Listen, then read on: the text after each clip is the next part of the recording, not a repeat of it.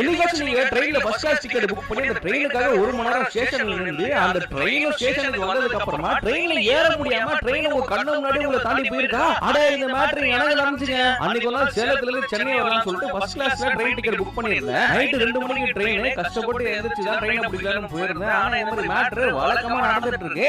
கையில பெருசா பேக் இல்லனா கூட ஒரு 5-6 கம்பார்ட்மெண்ட் ஏறி போய் எந்த கதவு திறந்துருக்குன்னு சொல்லிட்டு ஏறிடலாம். ஆனா கையில பெருசா பேக் வேற இருக்கு. ஸ்டேஷனுக்கு வந்தா கதவு கம்பல்சரியா திறக்கணும். டிடிஆர் உள்ள தூங்கிட்டாரு போல. சரி போய் கம்ப்ளைண்ட் பண்ணலாம்னு ஸ்டேஷன் மாஸ்டர் ரூமுக்கு போயிட்டு இந்த மாதிரி நடந்துச்சுங்க அப்படின்னா எதுவும் பண்ண முடியாதுங்க. ஒரு ஸ்லிப் கொடுக்குறேன், அதுல எழுதி கொடுத்துருப்போங்க கம்ப்ளைண்ட் அப்படின்றாப்ல. அப்படியா அவ ஃபர்ஸ்ட் கிளாஸ்ல காசு போட்டுருக்கேன் அது கொடுங்க அப்படின்னா ரீஃபண்ட்லாம் வராது அப்படின்றாப்ல. சரி வேற ஏதாவது ட்ரெயின்ல ஃபர்ஸ்ட் கிளாஸ் மாத்தி கொடுங்க அப்படின்னா அவங்கள கொடுக்க முடியாது. அடுத்து ஏதாவது ட்ரெயின் வந்தா என்ன அவைலபிளா இருக்கோ அதை கொடுக்குறேன் அப்படின்றாங்க. எனக்கு என்ன சொல்றதுன்னு தெரியல. ரூம் வர செக் அவுட் பண்ணிட்டேன். இன்னைக்கு நைட்டு பிளாட்ஃபார்ம்ல தான் படுத்தோம்னு சொல்லிட்டு அங்கேயே படுத்துட்டேன். ஒரு 4 மணி போல இருந்த போலீஸ் ஒருத்தர் என்ன மேட்டர்னு கேட்டிருந்தாப்ல.